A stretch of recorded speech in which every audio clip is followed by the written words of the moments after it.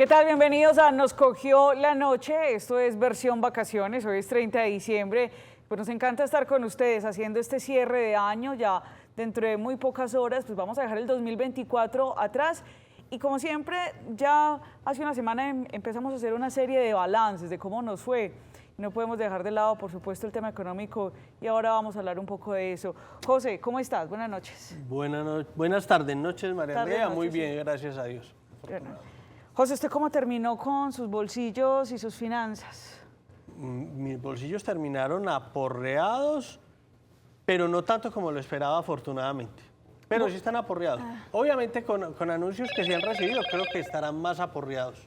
Bueno, mire, la semana pasada pues veíamos ese anuncio y usted ya nos ampliaba un poco de eso sobre el decreto que sacó el presidente Gustavo Petro acerca de esa orden que le daba a todos sus ministros para que se recortaran bastante, se abrocharan muchísimo el cinturón, porque la palabra clave durante el año 2025 va a ser austeridad debido a cómo nos fue este 2024. Pero para analizar de fondo cómo nos fue, pues hoy nos está acompañando Edwin Torres, él es doctor en economía. Edwin, ¿cómo está? Gracias por estar con nosotros, usted ya es de la casa. María Andrea, ¿cómo estás? Gracias por invitarme y José pues a este balance del cierre del año económico, a ver cómo terminan los bolsillos de los colombianos. Yo creo que la frase que nos acaba de decir José es muy acertada.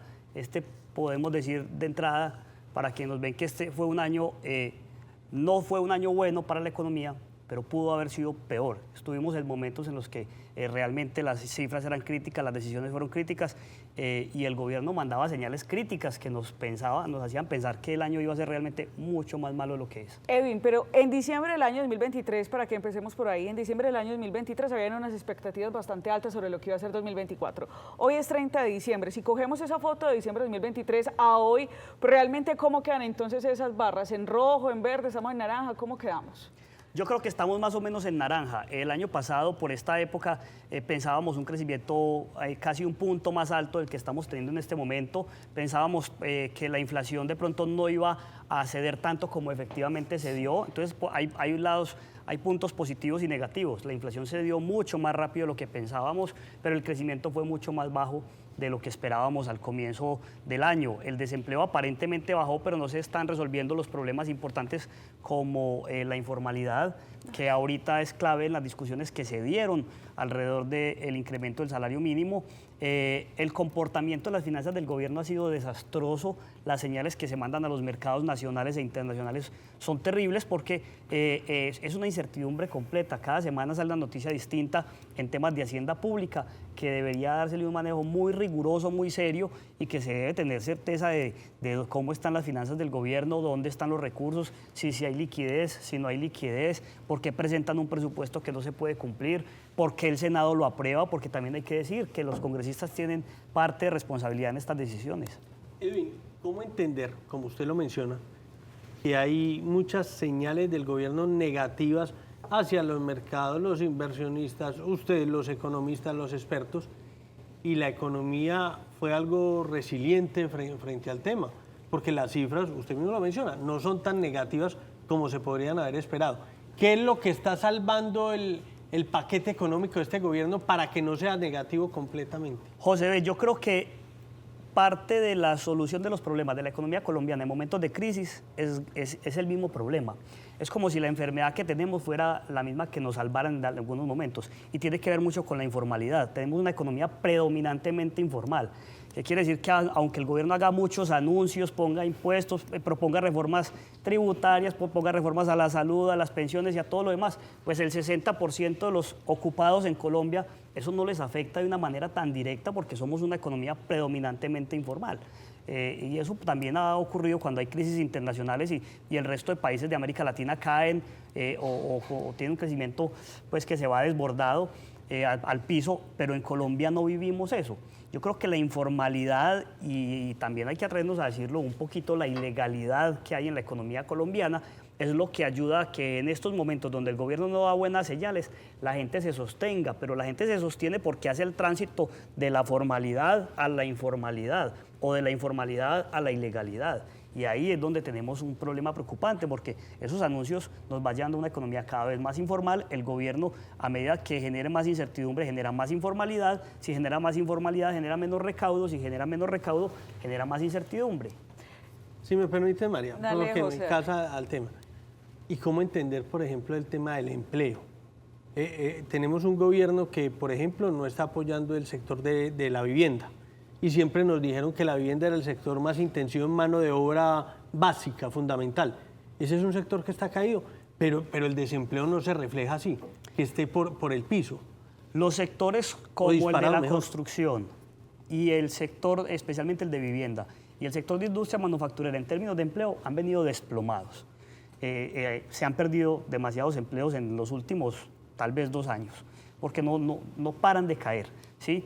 Quizás donde se están recuperando en temas relacionados con entretenimiento, en temas relacionados con comercio, en temas relacionados con información y telecomunicaciones, y uno de los sectores que ha crecido sustancialmente en términos de generación de empleo es ese que refleja más el sector público, que es lo que de alguna manera tiene los temas de educación, defensa y sector público en general. Ese ha crecido mucho. Y quizás el turismo, aunque en turismo hay muchos empleos que se generan formales y muchos informales. Quizás el turismo, aunque el turismo lleva un alto componente de informalidad, José, pero además el turismo es uno de esos sectores que es estacional. Entonces, por esta época, pues nos da una sensación de que la economía va bien, pero en enero, a finales de enero, febrero, son sectores que se resienten mucho y son personas que salen de la fuerza laboral. Edwin, durante este 2024 escuchábamos del DANE que en esas mediciones por trimestre de la economía de Colombia pues se veía que crecía. No digamos lo que se esperaba, pero habían unos leves crecimientos. Esos crecimientos realmente ayudaron a sostener la economía hasta hoy, 30 de diciembre, y por otro lado, también hablemos un poco acerca de las inversiones extranjeras, porque también había muchos críticos donde decía definitivamente ya la gente no está confiando en esa inversión debido a las políticas de gobierno, no tanto por la economía, sino porque hay mucha inestabilidad política al interior de Colombia. Mira, María Andrea, yo creo que como también un poquito siendo pedagógicos, ¿qué compone el PIB de una economía? ¿Cierto? El consumo de la gente, que ha venido relativamente resentido. El gasto público, que el gobierno también ha mostrado una inestabilidad en el gasto, una ejecución muy baja. ¿Sí? Si el gobierno no gasta, pues entonces eso no se ve el derrame económico del gasto del gobierno en la economía. O sea que ahí venimos, ya traemos 2 variables resentidas. ¿Sí? La inversión, ahí ya también tenemos otra variable resentida porque no se está viendo Colombia como un país atractivo. ¿Sí? Y ya después están las exportaciones menos las importaciones, que afortunadamente pues sectores como el café han impulsado mucho el comportamiento de las exportaciones en el país este año. Los precios, el precio del dólar nos ha ayudado, ¿cierto? Pero es como el único componente dentro de la medición del PIB que uno podría decir, eso está funcionando bien. El resto no están funcionando tan bien. Y las remesas, que también entran de alguna manera ahí como en el mercado de capitales, que también se han comportado bien.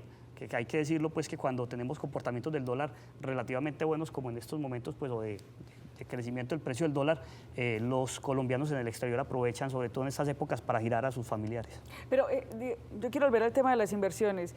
En el primer trimestre del 2024 de este año, creo que el primer semestre, había un crecimiento de inversiones y luego se desplomaron. O sea, estuvimos como en un pico. Es que el primer trimestre de este año fue muy raro porque la inversión venía creciendo, pero también el PIB en ese momento estaba como tambaleando, como en una cuerda floja, que no sabíamos si se iba a desplomar mucho o iba a empezar a crecer.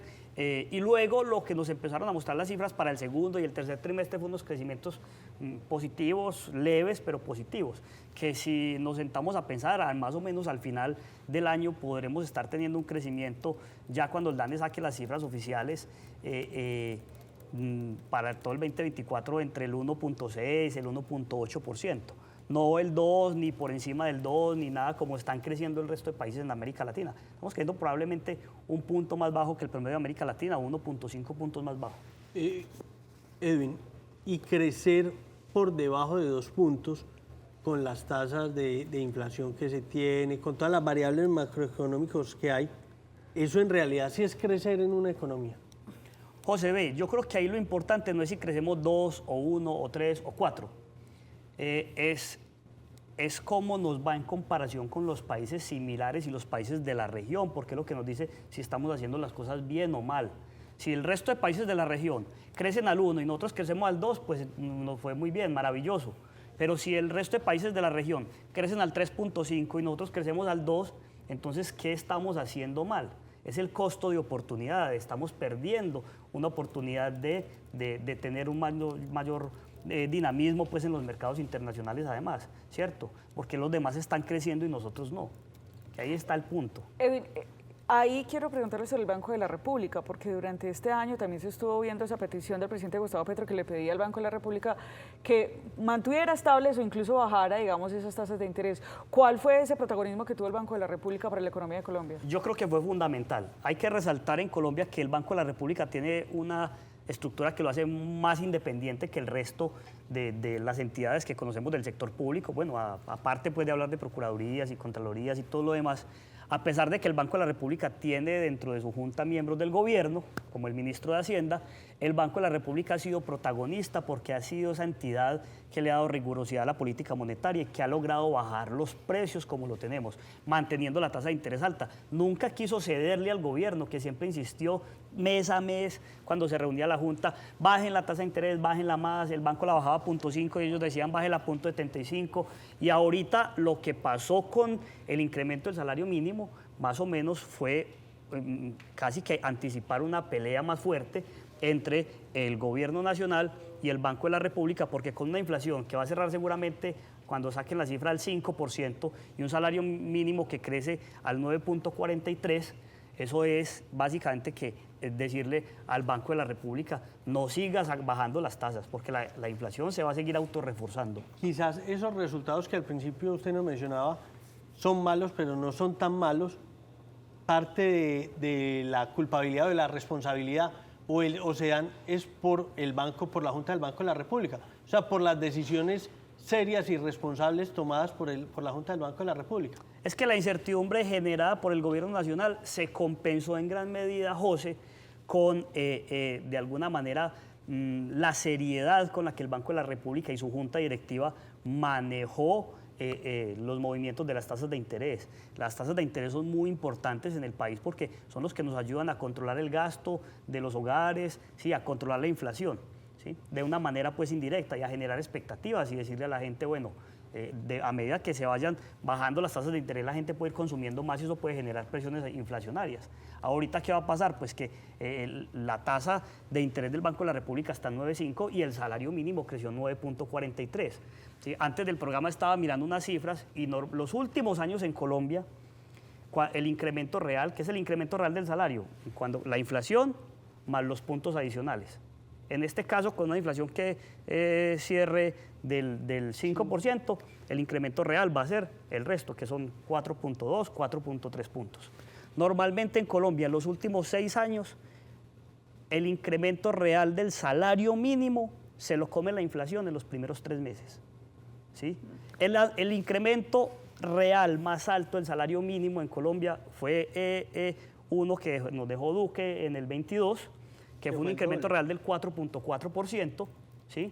Y en enero ya la inflación iba en 4.55.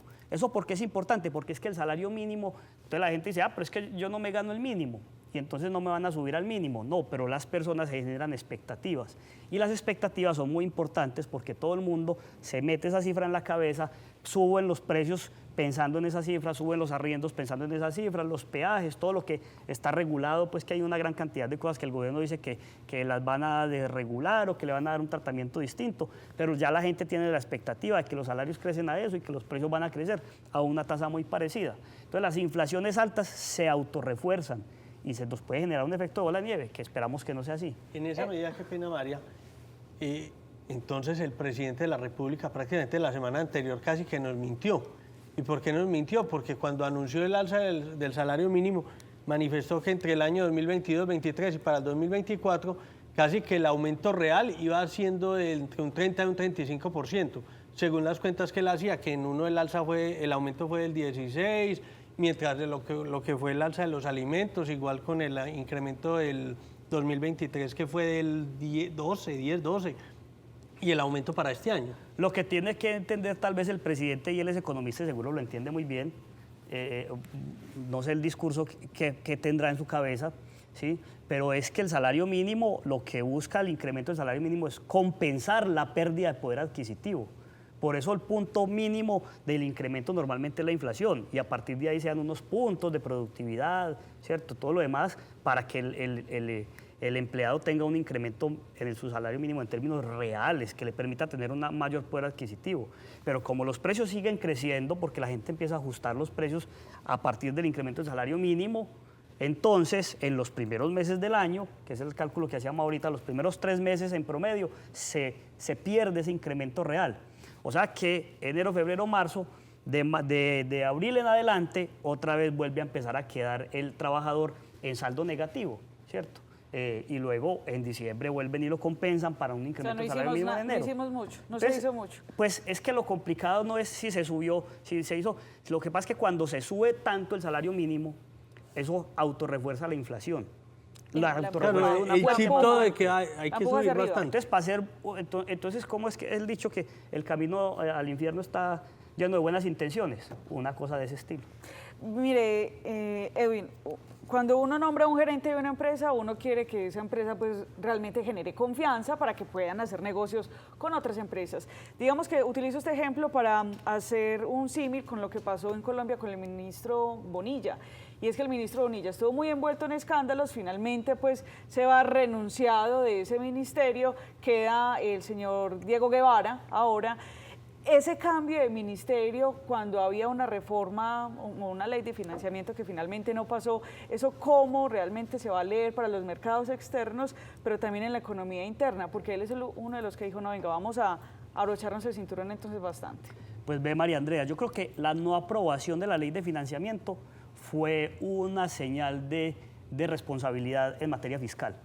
Es decir, no vamos a aprobar una reforma que nos haga pensar que el gobierno iba a tener 523 billones cuando sabemos que el presupuesto le quedó para el año que viene de 511 y en el camino va a tener que hacer recortes. Es como si hoy, 30 de diciembre, nos sentáramos a hacer el presupuesto de nosotros para el año que viene y una persona se gana 2 billones y hace de cuenta como si se ganara 3. Y sabe que en enero no puede gastarse 3 porque no se gana 3, se gana 2. Eso es lo que le está pasando al gobierno, eso es lo que le pasó al gobierno con esa ley de financiamiento y eso es lo que le está pasando en términos financieros, que presentan un presupuesto inflado para poder hacer maromas al interior. Y entonces a medida que van priorizando cosas, van priorizando proyectos, van priorizando regiones, ¿sí? Y entonces empiezan a recortar lo que saben que no van a tener. Edwin, como usted dijo ahora, hagamos un poco de pedagogía. ¿Cómo se hace un presupuesto de la nación? Uno en la casa dice, bueno, voy a tener este salario, me va a entrar esto, voy a tener estos gastos. ¿La nación cómo lo hace? Porque cuando dicen que la ley de financiamiento era solamente para obtener 12 billones contra 523 que tiene, pues suena como muy poquito contra todo lo que hay.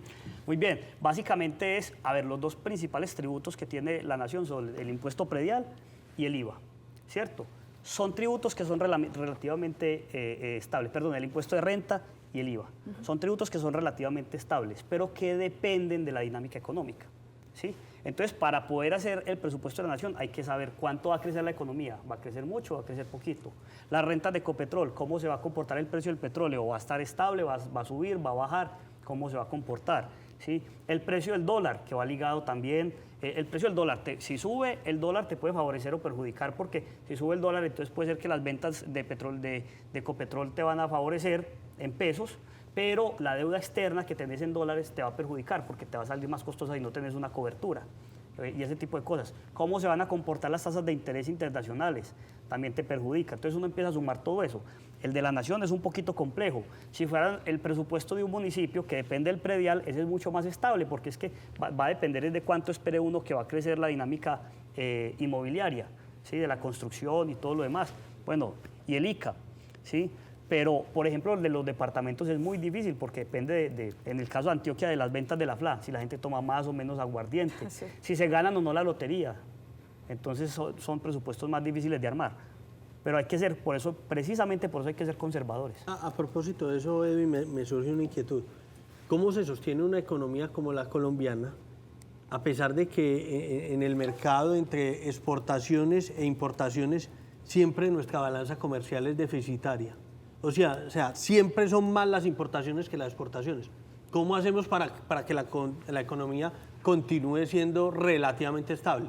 José B., yo creo que esa pregunta, si me la hicieran en una clase, me extendería mucho más. porque la balanza comercial es un indicador que a veces miramos mucho, pero que es engañoso. ¿Por qué? China exporta un iPhone y ese iPhone que exporta a China, aproximadamente el 12% fue hecho en China. Entonces aparece como si China hubiera exportado un iPhone a $1.000, pero realmente esos $1.000 hechos en China fueron 12.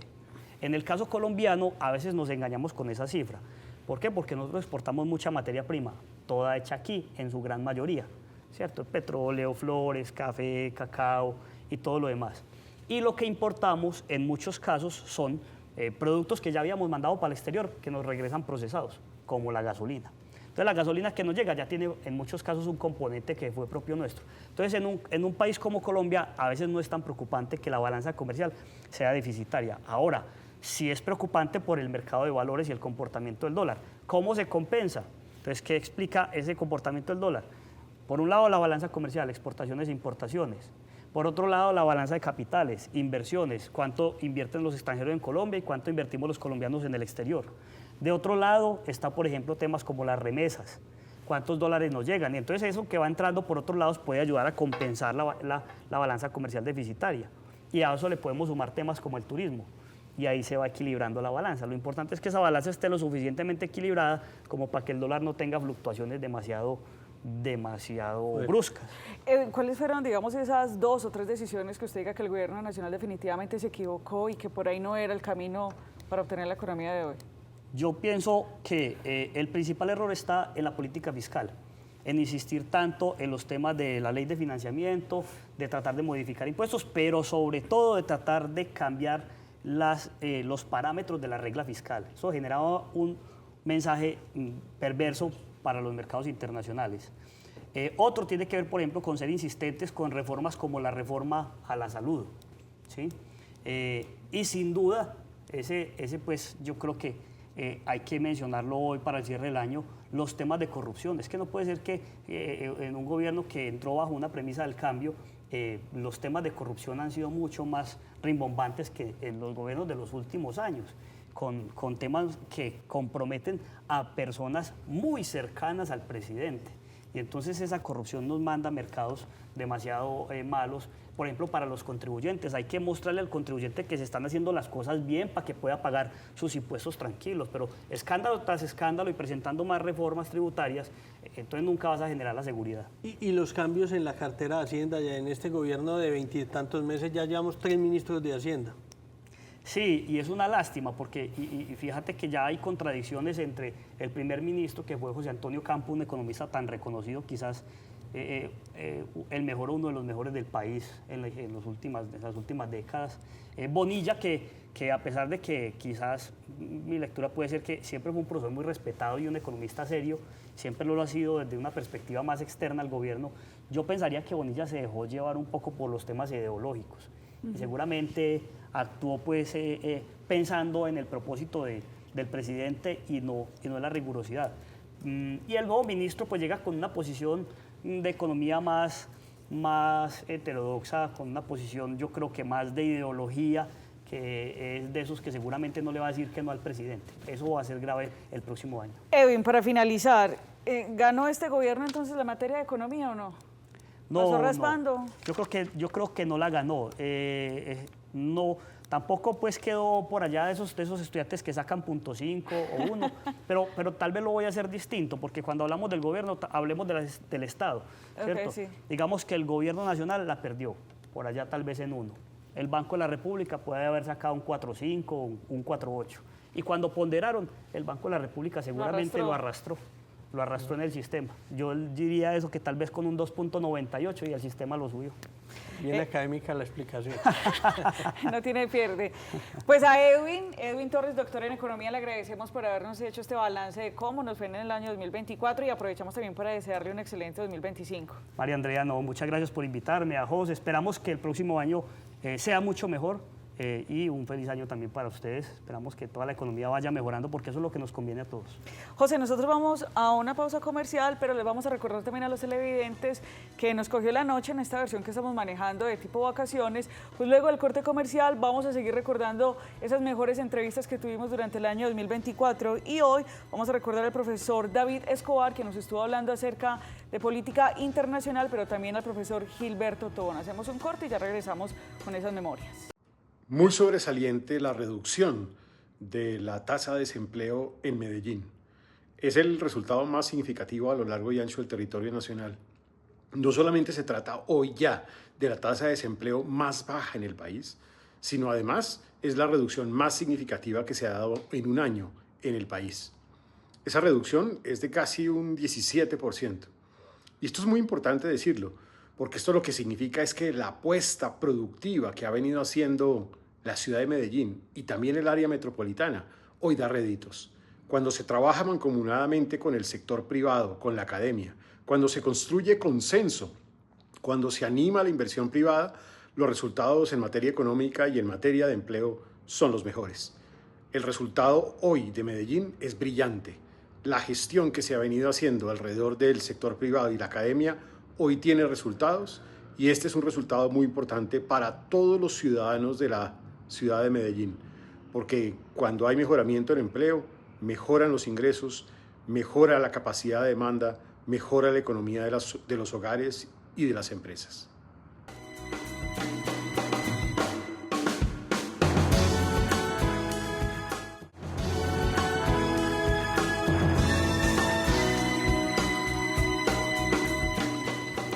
Profesor Juan David Escobar, ¿cómo me le va? Feliz año, Nacho. Oiga, usted vio lo que dijimos ahorita. ¿Será que sí tienen secuestrado al gobierno los helenos y esta delincuencia o no? Pues para que el ELN no se enoje, usemos la jerga de ellos. El gobierno está retenido. ¿Por qué? Porque fíjense, y usted lo mencionó ahorita, difícilmente al presidente le va a salir algo de todas esas cosas que ha prometido, no le va a salir nada, el país sigue económicamente en decrecimiento, como decía la ministra de los carbohidratos. Irene Vélez. Sí. Los carbohidratos. Entonces, de todas esas cosas, ¿cuál es la que tiene menos riesgos de que o más posibilidades de que medio le salga? Esa. Hacer un ruido internacional de que logró firmar un papel con estos grupos criminales. Entonces, él no va a dejar que se le vaya la única opción de mostrar algún resultado. Él sabe que si suelta eso, lo otro no le va a salir. El ELN sabe eso. Y el ELN sabe que puede pedir y no lo van a soltar, porque él sabe que están dependiendo. Entonces, bueno, además el ELN no es tonto, es la primera vez que tiene un camarada en el gobierno, pues tampoco lo va a soltar. Entonces ellos hacen pataletas y el ELN sabe que le puede medir el aceite. Pero mire, en una semana va a salir la señora Vera Grave a decir, no, es que tenemos que aclarar las cosas, porque mire, el ELN lleva 40 años en procesos y todos han fallado y nosotros llevamos un año y mire que ya han hecho algunas cosas, entonces pensando en el futuro y en las posibilidades de hacer algo, es mejor sostener el intento de la paz y todo eso. Profe, entonces pero se lo aguantan, ellos se van a aguantar todo lo que el ELN les pida. Frente a lo que usted dice de que tienen ese camarada en el gobierno, diría uno que pues el ELN no podría desaprovechar como esta oportunidad de oro, entre comillas, porque dicen, pues tenemos a alguien que puede hablar nuestro mismo idioma, que podemos negociar, pero al parecer entonces deja ver que finalmente no le interesa o es que están queriendo dejar pasar esta oportunidad, no, porque ellos que sería de oro saben para que ellos. ellos Porque saben, con otro presidente por eso usted, no le va a dar. Imaginémonos que la paz, que la democracia en Colombia va a estar todavía vigente para el 26, yo tengo mis dudas.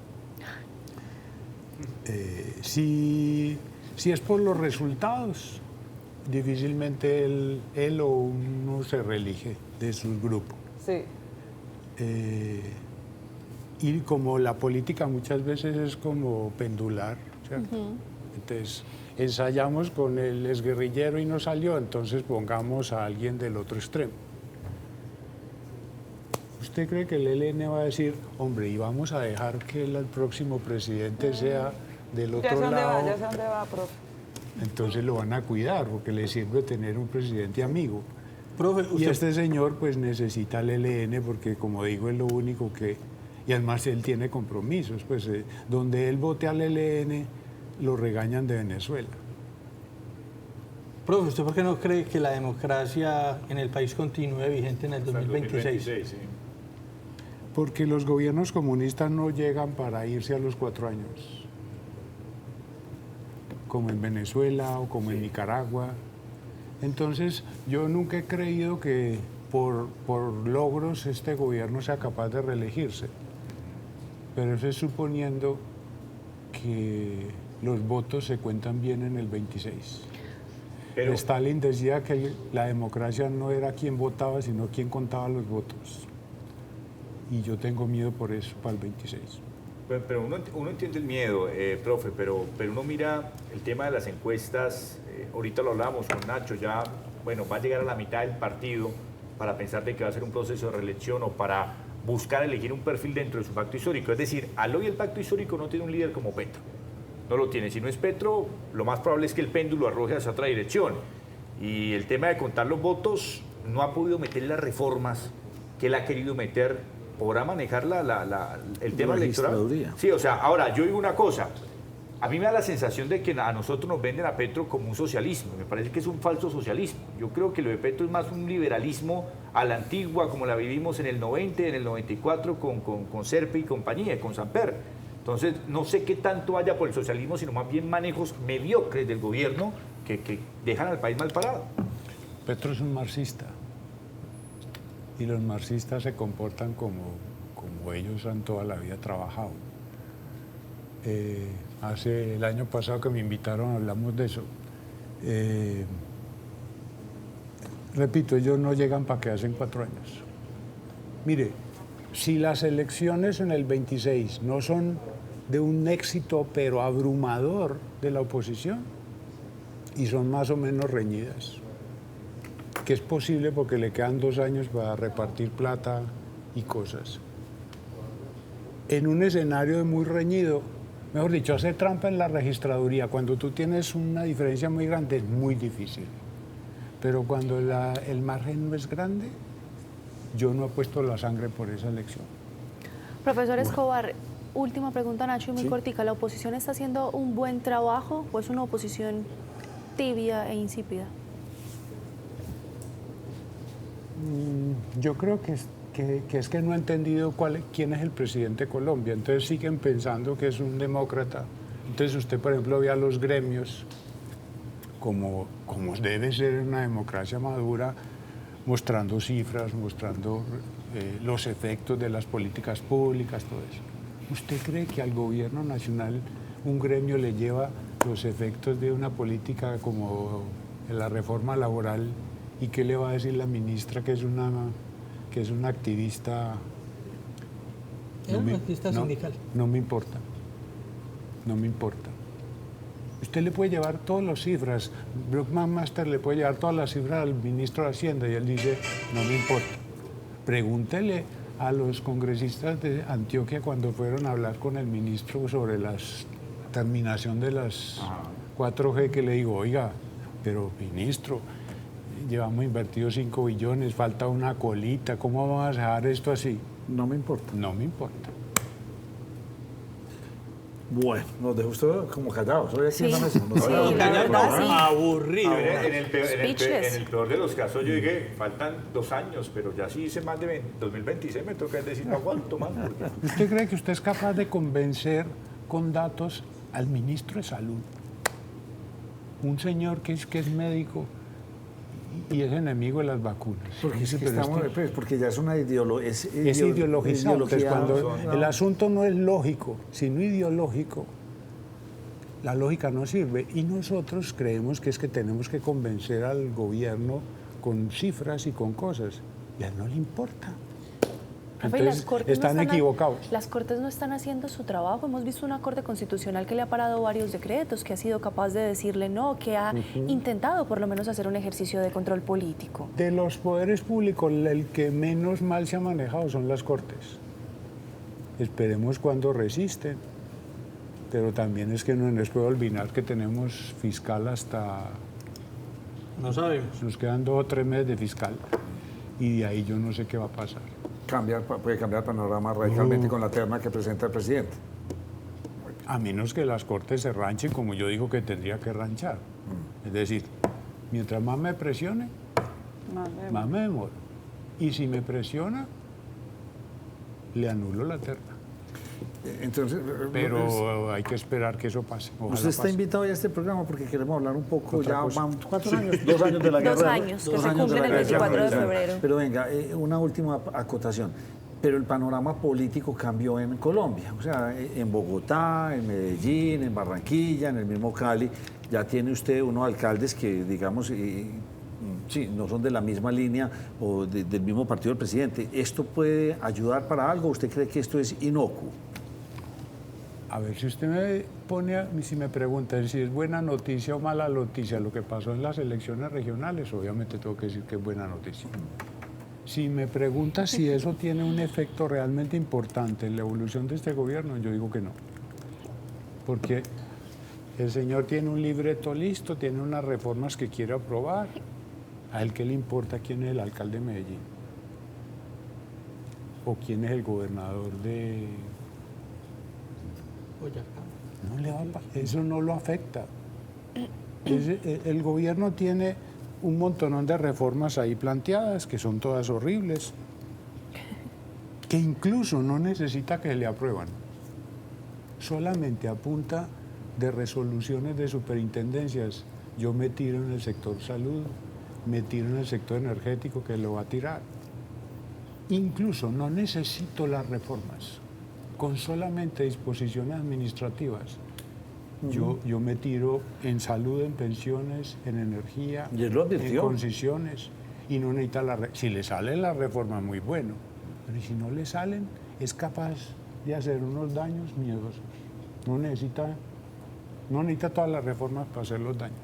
Vamos a hacer una muy breve pausa y entramos ya en el tema por el cual invitamos al profesor David Escobar. Vamos a hablar de ese conflicto que ya cumple 2 años. 2 años. Ya volvemos.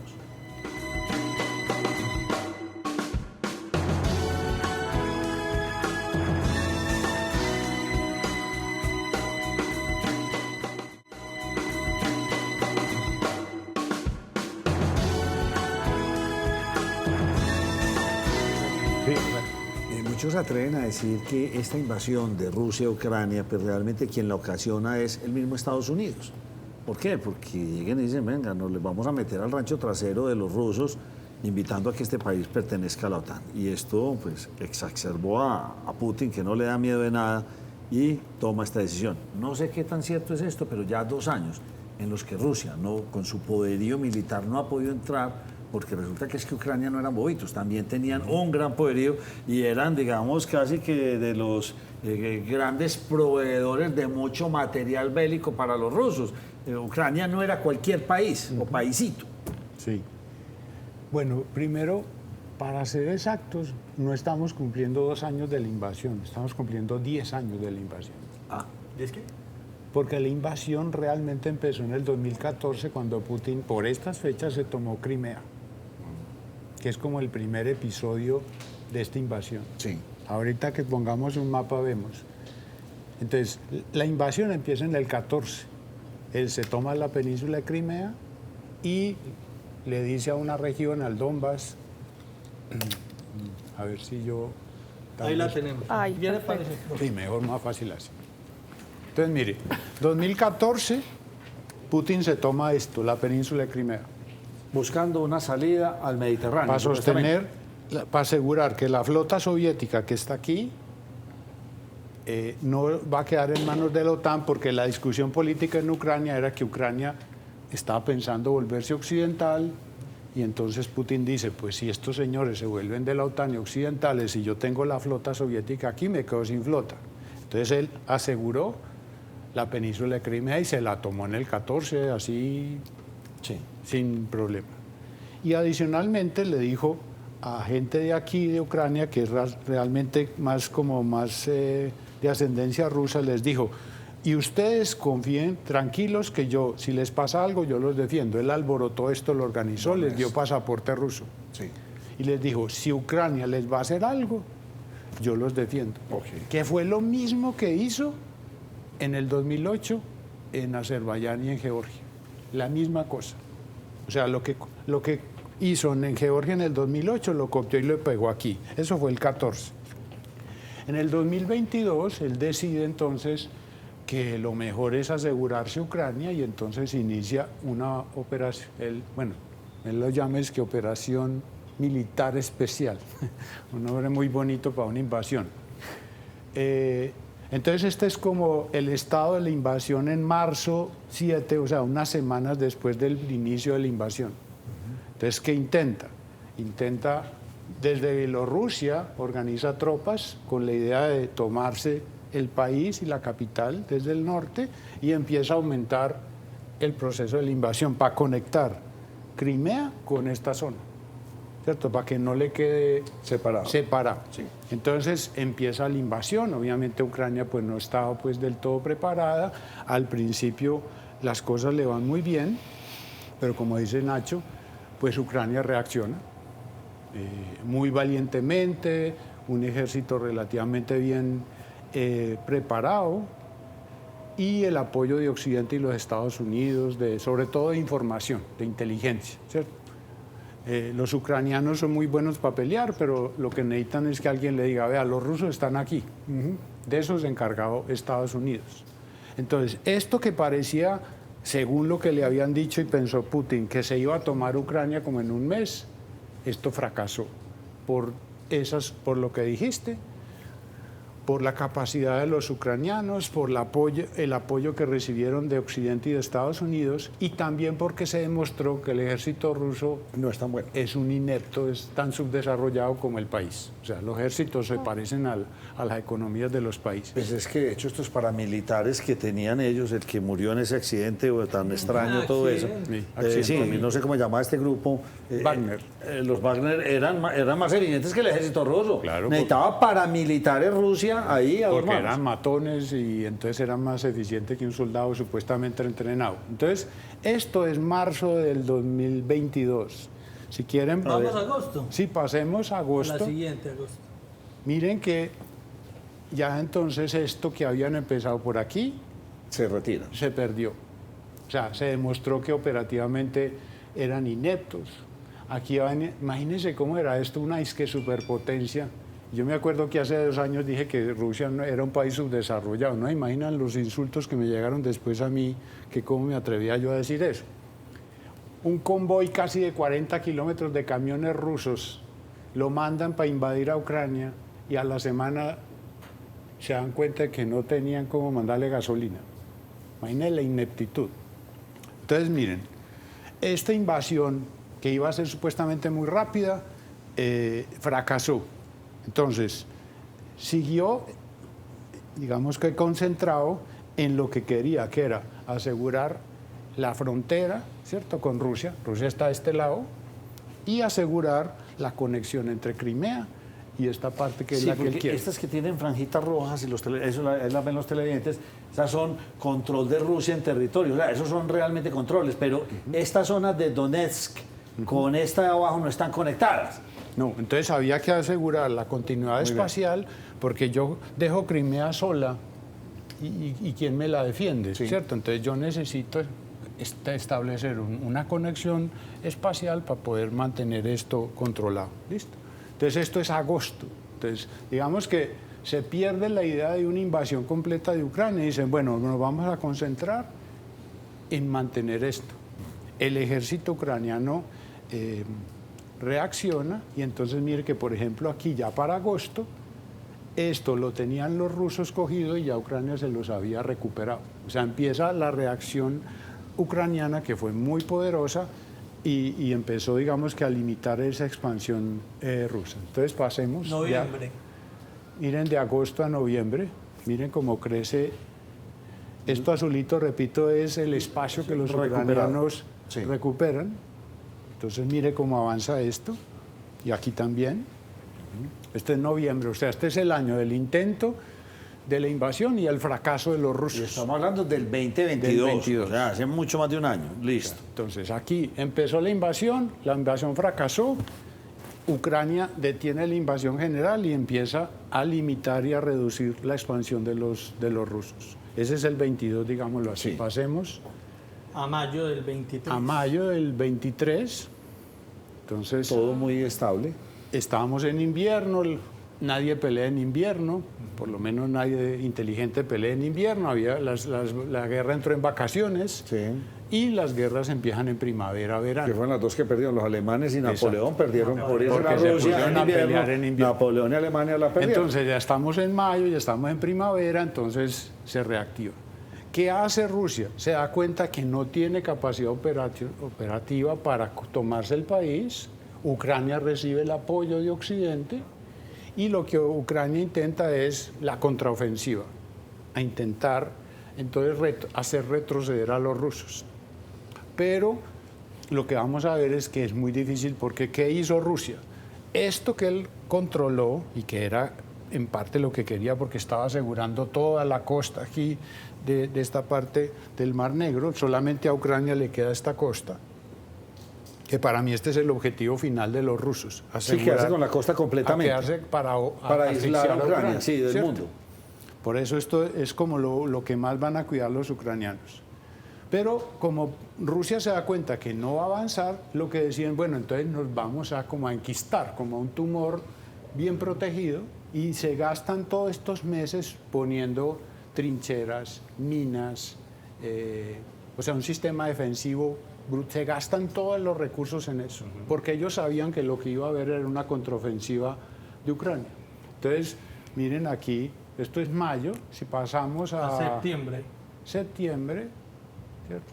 Ya nos va a llegar la gráfica de septiembre. Miren que igual, entonces, Ucrania intentó, pero finalmente no se puede, es una guerra dificilísima donde ya a usted no le sirve nada porque entonces el triunfo es o avanzamos 5 metros, o sea, es una guerra de desgaste como la Primera Guerra Mundial, digámoslo así, como los 2 primeros años de la Guerra Mundial, que era una guerra de trincheras. Los que han visto eso pues saben que esa guerra era inmunda porque eran como gente en ratas, como ratas en trincheras peleando por 1 metro. Entonces, ni Ucrania tenía capacidades de hacer retroceder a los rusos, ni los rusos de avanzar. Todo esto, ¿por qué? Porque yo creo, y lo he escrito creo que varias veces en estos años, es que Rusia se dio cuenta, bueno, reconoció nuevamente que no era bueno peleando y no, históricamente nunca han sido buenos en guerras, ellos son buenos alargando guerras de desgaste como Napoleón y Sí, sí, en ¿cierto? Afganistán y en todos Nosotros todos los vivimos territorios aquí, que les nos han metido. podemos quedar aquí toda la vida esperando que el enemigo se desgaste. Y a eso le está jugando. Me supongo que usted Rusia. sabe el dato histórico de Rusia. Es el único país del mundo que ha sostenido guerras con todos los países que limitan con él. Con China, con Japón, con todos los países. Siempre ha tenido una guerra con cualquiera de todos los países. Es el único país que a eso le ha pasado eso. Y no es bueno peleando, él es bueno sosteniendo guerras, alargándolas, pensando en que el otro se va a desgastar. Le pasó en Finlandia al principio de la guerra, en todas partes. Entonces miren que de mayo a septiembre no hay nada. O sea, el 22 fue el fracaso de la ofensiva ucraniana y digamos que fue el fracaso de la contraofensiva ucraniana. Muy bien. Pasemos de septiembre a febrero de este año. ¿A este año? a febrero de este año. momento. Mire, Y sigue igual. la misma cosa. La Profe, guerra está siéntese ya en que tablas. nos mostró. Vuelva. ¿O hay otra gráfica? No. Profe, escuchándole a usted esto y me pareció absolutamente entendible todo el asunto. Y entonces, ¿qué sigue? Entonces, ¿seguirá que Ucrania renuncia a todo este territorio y me quedo con esto y ya se lo cedo? ¿O qué puede seguir? Porque entiendo que en el transcurso de esta semana o la próxima viene una inyección de unos capitales gigantescos, tanto de la Comunidad Económica Europea como de los norteamericanos. Y yo no sé Rusia cómo está haciendo para aguantar esta inyección de dinero de toda esa cantidad de países del resto del mundo. A ver, el asunto es que en este tipo de guerras de desgaste el dinero no es suficiente. Esta es una guerra, a lo que Rusia quiere es alargar esto. ¿Listo? Entonces, Ucrania necesita, por ejemplo, municiones de proyectiles. Para sostener una guerra de estas, de bregarse a cogerse 10 metros, eso hay que tirar y no hay municiones suficientes. ¿Qué está pasando con la población civil, profe? La población, Civil. pues los que se fueron del país están allá esperando a ver qué pasa. La población civil está aguantando, ¿cierto? Aguantando y prácticamente está sostenida por las ayudas internacionales. Pero si yo soy Putin, ¿a qué le juego? Es decir, mire, yo puedo alargar esta guerra mucho tiempo, aquí nadie me va a criticar porque es que en Rusia el que critique a Putin pues Le pasa lo no que le lo pasó vuelve a al señor hacer, que asesinaron ¿cierto? la semana pasada. Entonces no tiene una presión política. Él no va a decir, ay, perdimos, en 20 días hay elecciones en Rusia. Entonces él no va a Candidato decir, único no, Putin. como no fuimos capaces, hagamos un acuerdo de paz. Eso es entregar las elecciones. ¿Listo? Entonces, primero, no hay una motivación real porque ni ha ganado, pero ni ha perdido. Entonces, él dirá, pues si yo no he ganado, pues tampoco he perdido y yo puedo estirar la guerra, yo la estiro. Pero ¿y hasta cuándo? ¿Cuál es el detonante? Que No para sabemos. negociar la pregunta que yo le hice, No ¿qué puede sabemos pasar? porque, ¿a qué le he puesto yo? Por ejemplo, los ucranianos, solo para que entiendan la dimensión. Rusia, dije, no es bueno operativamente, pues grandes. Él le juega a la masa. Entonces, por ejemplo, Ucrania Cantidad. puede tener, diga usted, 1.600 tanques.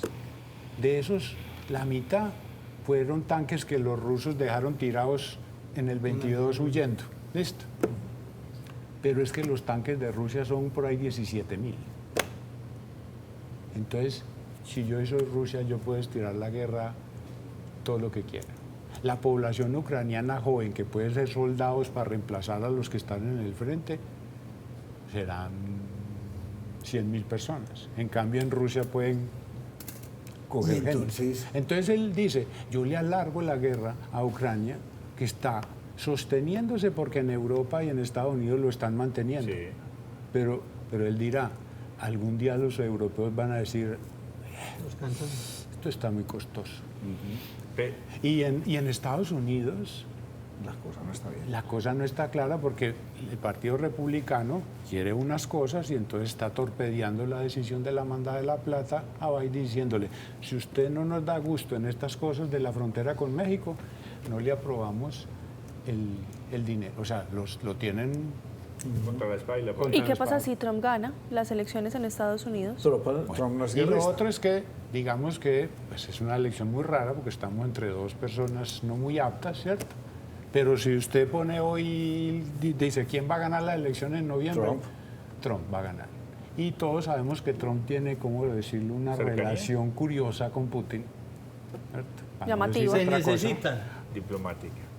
Y, Putin, y Trump ya dijo, no, yo no me voy a meter a sostener esto. Entonces, si yo soy Putin, ¿qué digo? Alarguemos esto. Esperemos que Que gane yo Trump. resisto y Ucrania de pronto no. Entonces va a haber guerra todo este año Pero entonces, y para mí todo el 25. Pero Y si pasa algo de algún lado y siendo optimista, uno podía empezar a pensar de pronto en una negociación para mí en el 26. pero entonces de pronto, o seguirá el objetivo final de Putin, apoderarse de toda Ucrania. Si logra hacer esa guerra de desgaste, que gane Trump, y Trump decida ya no más plata, porque Trump es de estilo, Trump es más pro empresas, Sí. pro Más productividad, plata. que América siga siendo grande, no le interesan los conflictos internacionales. Ya, entonces Ucrania desaparece y se vuelve... Ninguno de los dos va a ganar.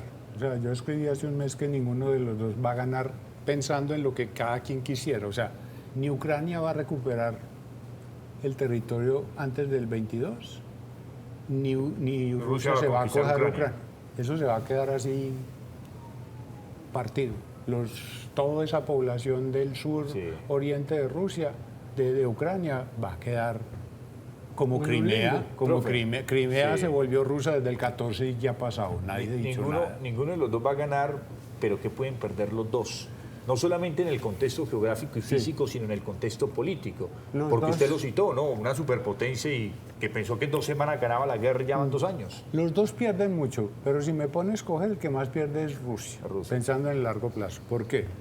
Primero, va a quedar demostrado que no es ni la sombra de una superpotencia. No fue capaz de ganarle una guerra a unos ucranianos. Eso es gravísimo. Va a quedar económicamente, si Europa y Occidente es serio y tiene principios y valores, yo tengo que condenar a Rusia de aquí adelante. Yo no puedo decir, no, aprendiste la lección, te vamos a perdonar. Eso sería inmoral. Pero pues yo no puedo juzgar la moralidad sostenida de estos países. Entonces, en teoría uno dice, Rusia va a quedar aislada del sistema económico, del sistema tecnológico, porque no va a haber tecnología para sacar petróleo. La tecnología hoy es muy importante en el sector petrolero y Rusia no la tiene. La tecnología petrolera es toda de Occidente. Entonces el futuro económico de Rusia es enredado porque va a quedar atrasado. Y con un presidente desgastado. Con un presidente desgastado, muchos años allá. aislado. Obviamente, todas estas deudas pues se las van a pasar a los rusos después. En este momento la economía no está mala, por lo menos el ruso de la calle no siente que le está faltando mantequilla por culpa de la guerra, pero después se la van a cobrar. Y sobre todo, como ese aislamiento de Rusia de Occidente lo tiene que compensar con algo, es que Rusia va a quedar siendo un subordinado de China. Eso por un lado, pero Rusia no y eso tiene... es un fracaso brutal, porque si yo me puse una pelea es que para pelear con la OTAN, pero finalmente, además porque mira, yo dije, como dijo Nacho, yo estoy haciendo esto porque la OTAN me está respirando en la nuca. Y si lo ves en términos reales fue todo lo peor, porque entonces la invasión de Ucrania le dijo a Suecia y a Finlandia, que no eran miembros de la OTAN, nos tocó meternos a la OTAN. Entonces va a tener la OTAN incluso más cerquita de lo que supuestamente le iba a tener. Pero entonces por todos los lados pierde. Rusia no tiene una carta de chantaje, y es el gas que le produce. O dado todos estos recortes que hizo para Europa, entonces los alemanes les tocó reinventarse. Los alemanes se están reinventando. No dependemos más. Por eso digo yo que él compensó. A ver, que las sanciones a Rusia, yo no digo que no han sido dolorosas, pero no han sido mortales. Le dijeron, vea, no le vamos a comprar gas, ¿cierto? O no tanto como antes, y no petróleo. Entonces la sanción es muy boba, pues perdonen la palabra, pero así es. Le dijeron, vea, vamos, digamos que el gas de referencia a Rusia se llama Ural, ese es como el WTI, sí. Ese es la categoría. Le dijeron, si usted vende a más de $40 su barril, ¿cierto? Yo lo castigo. Y el castigo es, sobre todo en los seguros. Los barcos que transportan el petróleo no los aseguran las aseguradoras de Occidente. Entonces dijeron, si usted se pasa de 40 de precio, o sea, como quien dice, le pusieron un techo al precio del petróleo ruso. Pero es que $40 es más o menos el precio normal, o sea, no le pusieron un castigo así como brutal. Entonces él lo cumple. Pero entonces si yo no le puedo vender a la gente el barril mío a 40 y yo tengo que venderlo, ¿cierto? Entonces él lo está vendiendo en el mercado negro. ¿Quién se lo está comprando? Rusia, China, Turquía, India. Perdón, Rusia no. China, Turquía, India. Están vendiendo petróleo. Claro, Turquía dice, Putin, yo te compro petróleo, pero más baratico. Entonces él dice, entre $0 el barril y 30, yo prefiero 30. Entonces las sanciones le han dolido, pero no han sido realmente mortíferas. A mí me da miedo por eso, es porque todo ese petróleo que están moviendo está moviendo en barcos ilegales que no tienen seguro. El día que haya un daño de un barco de esos, nadie va a responder, porque son barcos piratas medio arreglados para transporte. Ojalá no pase, pero ese es un riesgo muy grande. Total. Entonces, las sanciones no han sido lo suficientemente fuertes. ¿Y por qué no las suben? Porque como hay conexiones todavía, si usted le aumenta el volumen a las sanciones a Rusia, le termina doliendo a Europa. Entonces, Putin está jugando con eso. Profe, me queda una... Tengo que sí. ir, porque recuerda que tengo otro invitado. No, pues, Me falta un yo poco. creo que sí. Qué pena, me toca correr. 25, 26, dice usted. Sí. 25, 25. 24 guerra completa. Sí, 25. Los dos van a estar intentando rearmarse, Ucrania asegurar que sí le van a dar más plata, Sí. intentar conseguir armamento y sobre todo municiones. Lo que pasa es que una guerra de estas que es de desgaste, hay que hacer bombardeos permanentes. Entonces Ucrania no tenía inventarios de eso. Las municiones de artillería son municiones europeas o gringas. En teoría se supone que todos los estados tienen unos inventarios mínimos de balas allá por si alguna cosa. Entonces Europa va a decir, nos vamos a quedar sin inventario. Le vamos a dar unas balas, pero yo no me puedo quedar sin inventario. Entonces, ¿qué está pasando? Hay que reconstruir el sistema de producción de armamento que Europa ya 45 años pensando que ya no iba a haber más guerras.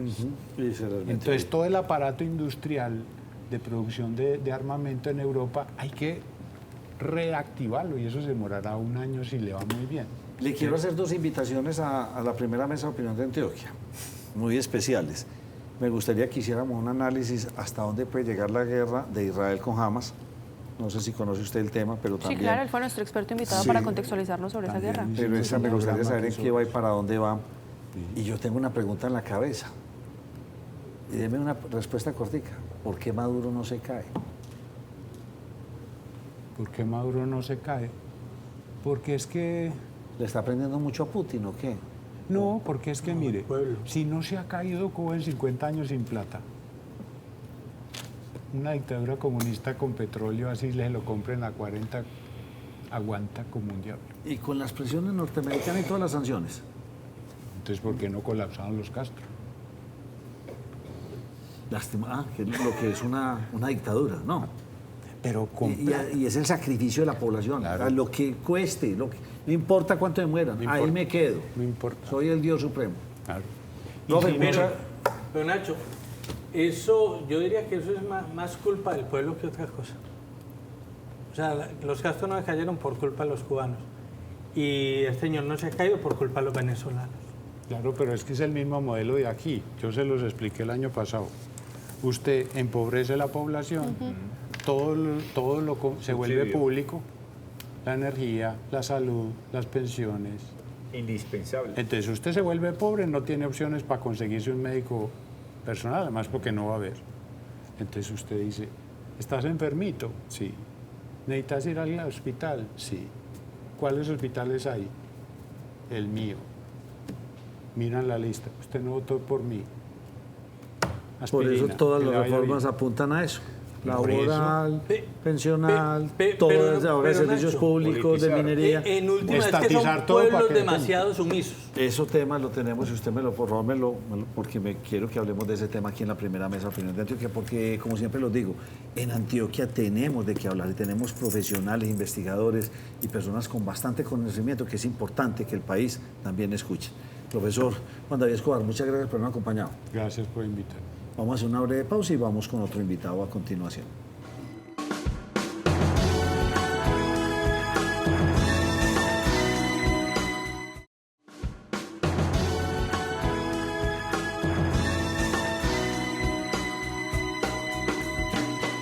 Continuamos en la primera mesa de opinión de Antioquia. Doctor Gilberto Tobón, ¿cómo está usted?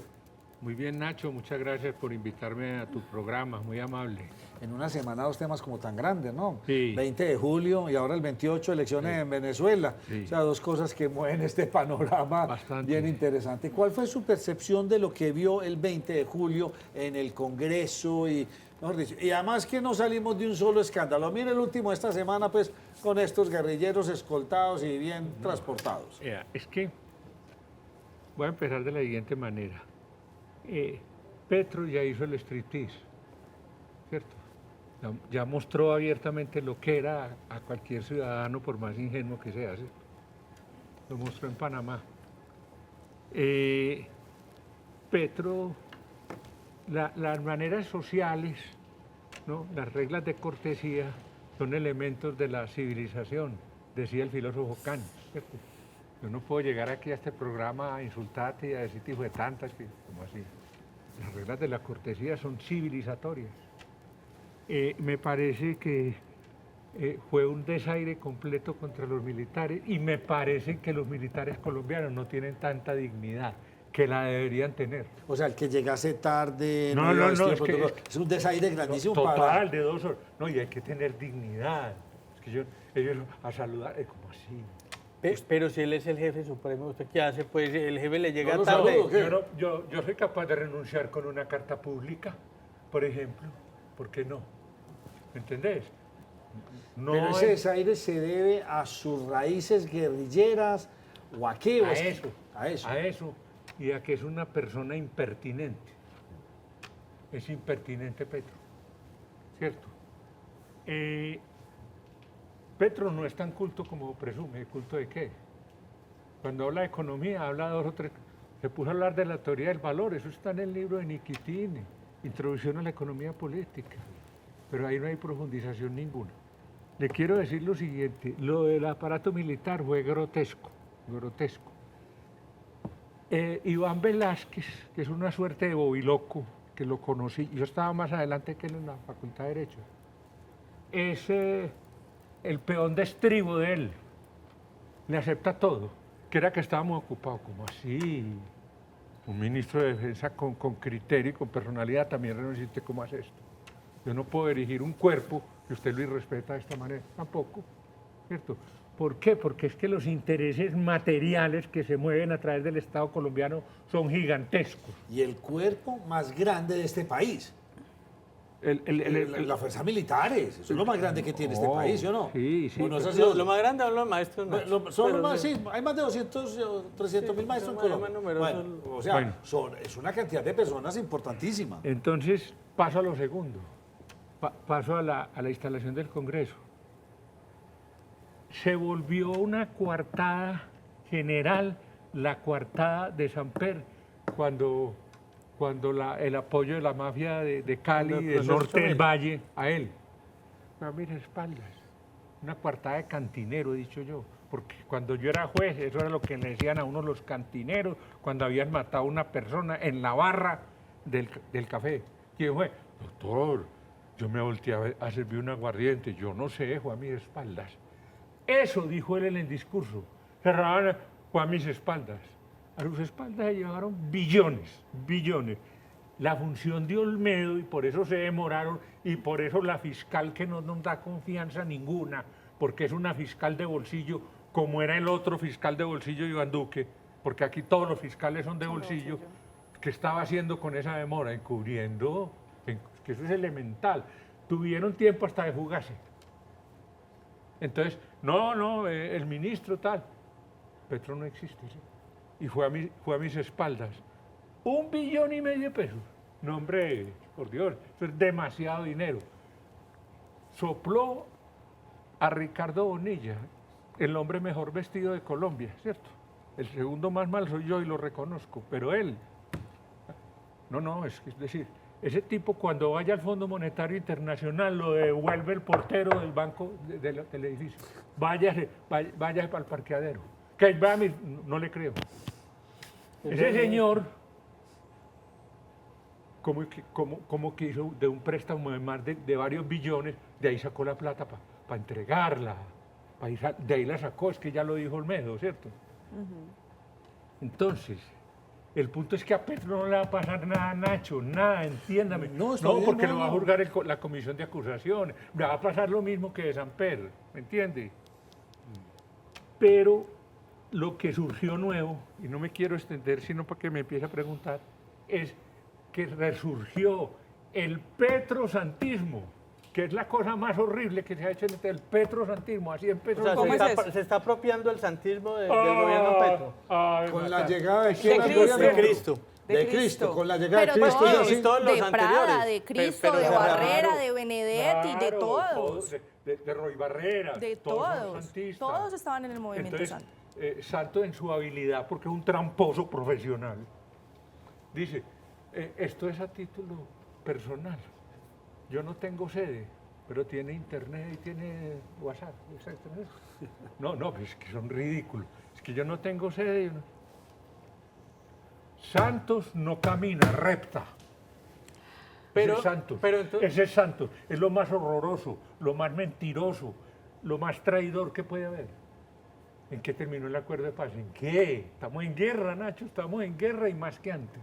O sea que estos 2 años de gobierno Petro los va a manejar Santos, en alguna medida. Estos Y hago que vienen, los que estos vienen, sí. los que vienen. Claro, yo creo que sí. No solo con personal, sino con contratos y etcétera. Andrea Sierra le hacía una pregunta a otro invitado en estos días que se la voy a repetir a usted porque me gustó mucho. Si el presidente está en campaña, ¿quién está gobernando Colombia? No, nadie, lo va a gobernar Santos. Lo va a gobernar Santos. ¿Cómo es que nombra un tipo como Cristo? Es que Cristo, cuando estaba ya para terminar lo de la reforma a las pensiones, fue público, lo dijeron, hizo un mico con el cual aumentó las comisiones de los fondos de inversión, Fondos de pensiones. de billones. Y eso es gratis. No es un idiota, pues. No es un idiota. No, es un tipo corrupto. Y el país lo sabe. Entonces, esa es la gente que va a manejar el Estado, mientras Petro, que es muy hábil y muy astuto y muy cínico, ya el hombre ya hizo el striptease, Nacho, ya a él no le importa nada. ¿Entiendes? Entonces, los recursos del Estado son gigantescos. Es que un presupuesto que pasa de 500 billones, por Dios, Pero ahí es entonces- para saquear lo que quiera. Entonces yo sí le tengo una pregunta. Ella hizo el striptease, ya nos mostró cómo era, ya sabemos que no está muy concentrado en gobernar el país. No, no. Entonces, ¿en qué está concentrado? Porque usted la vez pasada nos dijo, él sí se quiere hacer reelegir, Sí. él se quiere quedar. No. Pero ya en este momento el país está, pues, sí, en cuerpo ajeno. Petro está pensando en un reconocimiento internacional, está pensando en algo distinto. Sí, vea, lo primero, en salir más millonario de lo que debe estar en este momento. Pero le voy a decir una cosa, porque todos cometen errores. El ser humano que no se equivoca no existe. Vea el error tan grande que cometió y que lo sopló Olmedo. Es el siguiente. Le están dando plata al ELN. El ELN es un grupo terrorista según la legislación norteamericana. Claro. Entonces a los americanos les va a dar mucho miedo, Nacho, hacerle un endaimer a Petro por apoyar al terrorismo. No, hombre, no les da miedo, ni a Biden, ni a Trump, ni a lo que quede. Ni a Kamala. Lo veo mal parado, Profe, lo veo mal parado. me quiero quedar por ahí, porque ya veníamos hablando de corrupción y de dineros. Pero es que esta semana el tema de seguridad se desbordó cuando vimos a guerrilleros, y es la expresión, en vehículos de la Unidad Nacional de Protección. ¿Cuál es su lectura de esa relación que tiene el gobierno nacional con estos grupos al margen de la ley? Oiga, con orden de captura, menores de edad, platica, Armas. Escoltados. armas, No, no, sí, transitando por Colombia. Y que admitieron que no era la primera vez que lo hacían, porque ya Imagínate. se habían movido varias Qué cosa, veces. hombre. No, vea, antes de responderle de punto concreto, le voy a decir lo siguiente.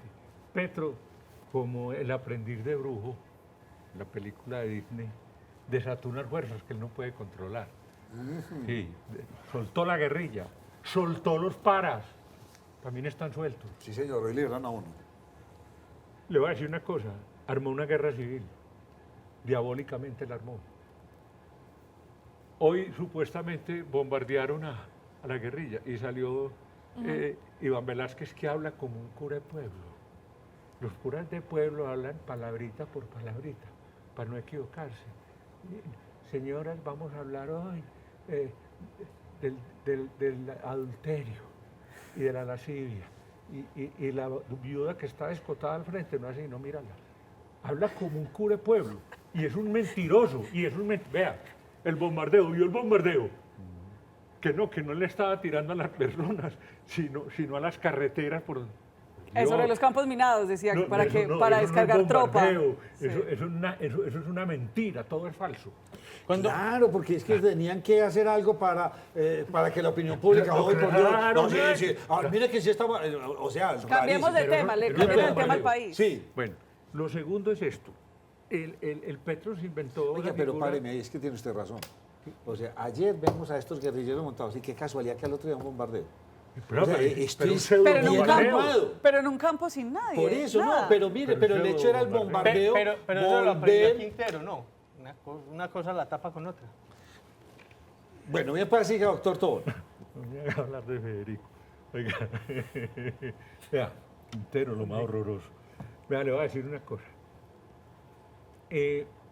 Los tienen sueltos. La guerrilla está suelta.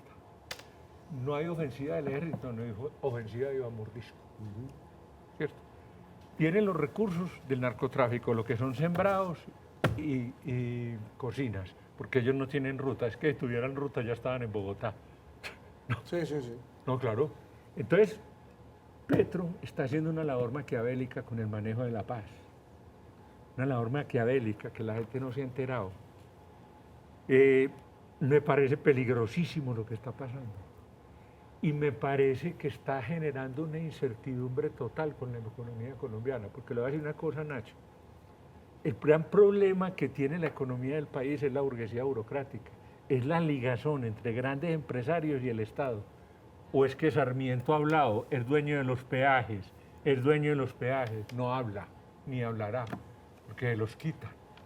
Y así, ¿cierto? Ahora habló de unas inversiones obligatorias para los bancos.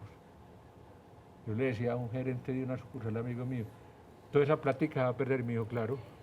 ¿Usted se imagina porque hay que invertir en sectores populares? Un panadero de allí de la 12 de octubre que tiene 3 trabajadores. ¿Quiénes son? Soy yo, un hijo mío y mi suegro. Mire, Y somos 3. Y le prestan 15 millones de pesos y se los toma en trago. El tipo no devuelve esa plata. Tengo que devolver esa plata. No la devuelve, además no le va a aumentar la...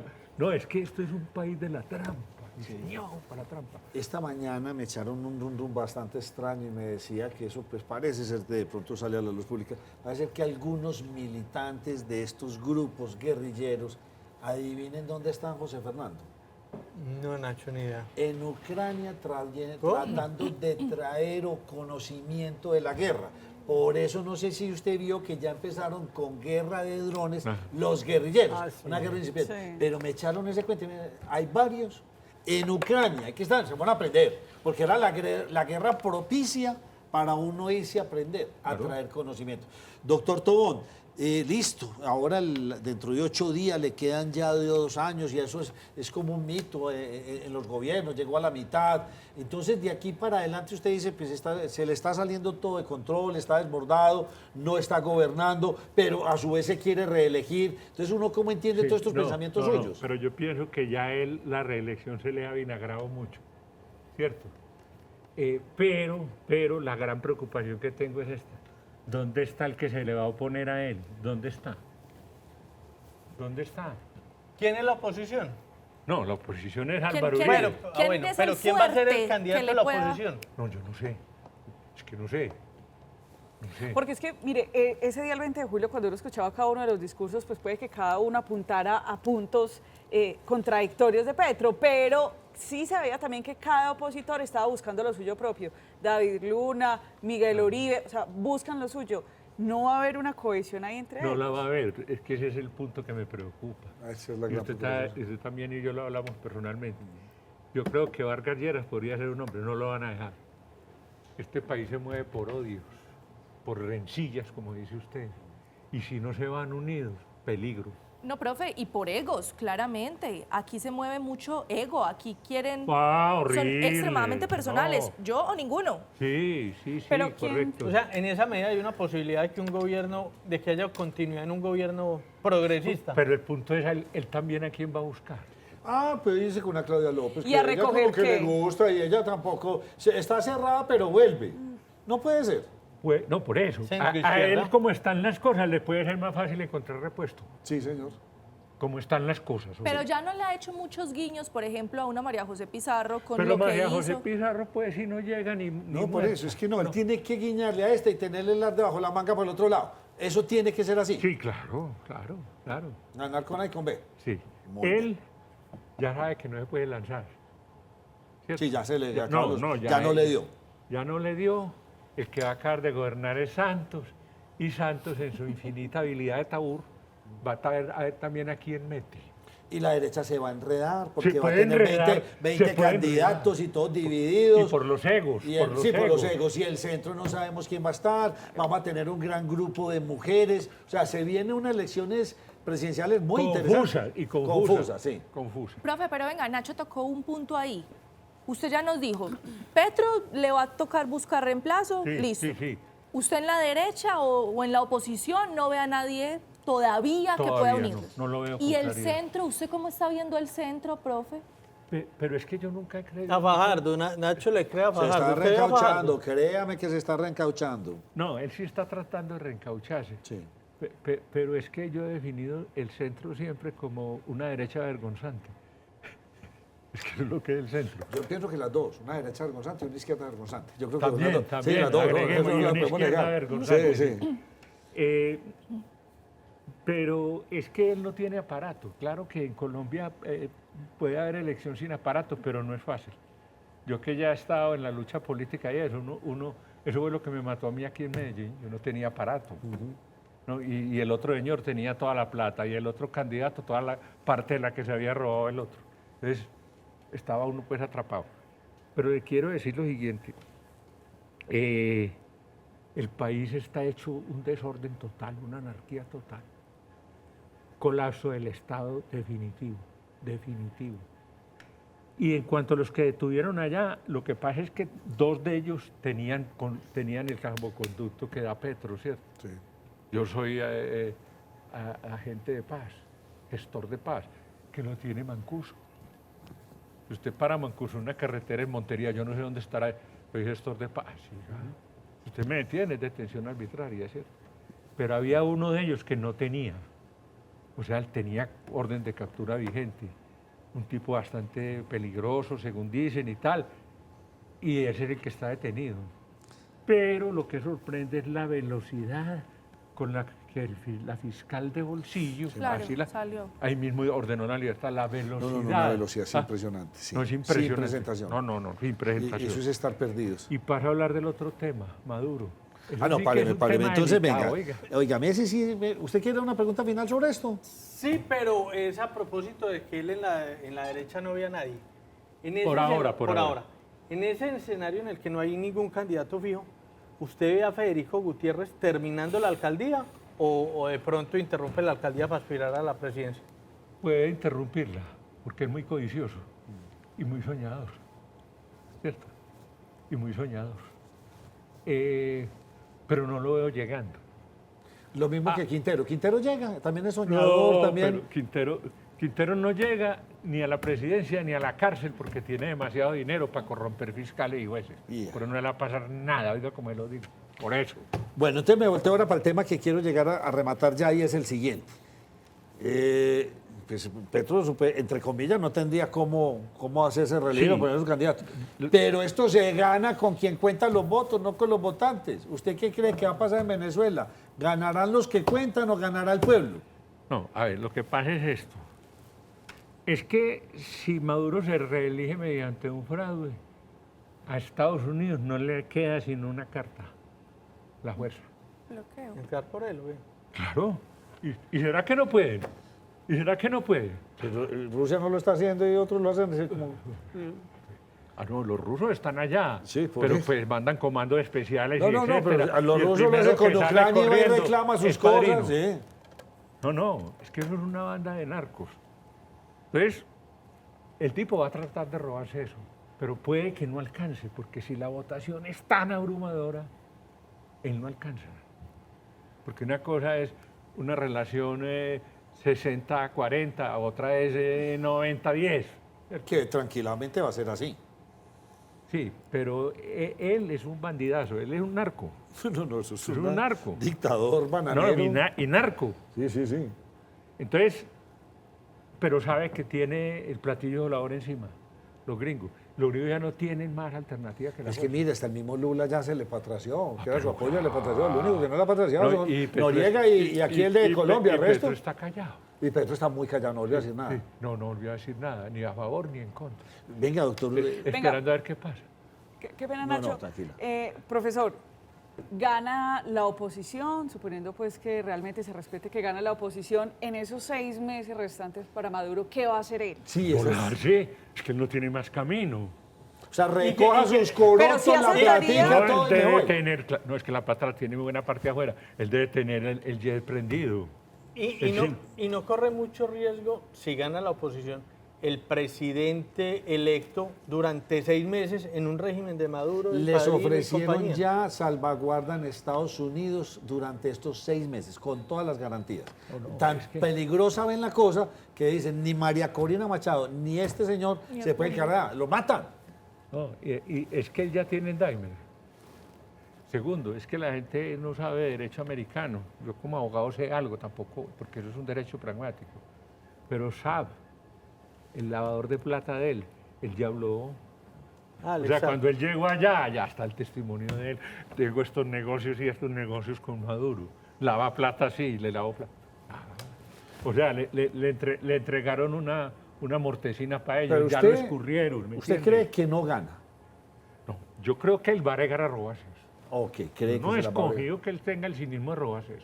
No queda esa duda. Y solamente la haremos lunes o martes. Y eso es un Sí, enredo. sí, Algo sí, raro va a sí, pasar ahí. sí. Doctor Tobo, me toca despedir ya, pero le quiero hacer una última pregunta. ¿Qué va a pasar con Olmedo López, con este otro? ¿Qué va a pasar con Nicolás Petro? Que ya le están cambiando y entonces ya le van a cambiar como todos. ¿Qué va a pasar algo? ¿O con Olmedo sí y con Nicolás no? A ver, no, es que yo tengo esta tesis, Nacho. A mí me gusta lanzar tesis, yo atrevido.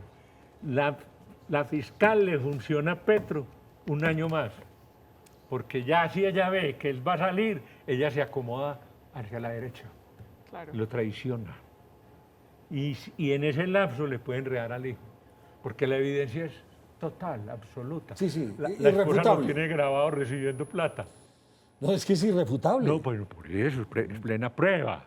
Es plena prueba, ¿cierto? Entonces, eso es lo que yo temo. Es que Petro tampoco las tiene todas, ¿cierto? Petro también. Esa fiscal es de bolsillo de Petro, pero sobre todo de Iván Velázquez, que trabajó con él, ¿cierto? Ojo, ojo. Es que el tipo con más poder en este momento allá son dos. Iván Velázquez, y de segundo, Ricardo Bonilla. Ricardo Bonilla lo veo con fusible, más bien quemándose. Muy bien. Una prueba de eso.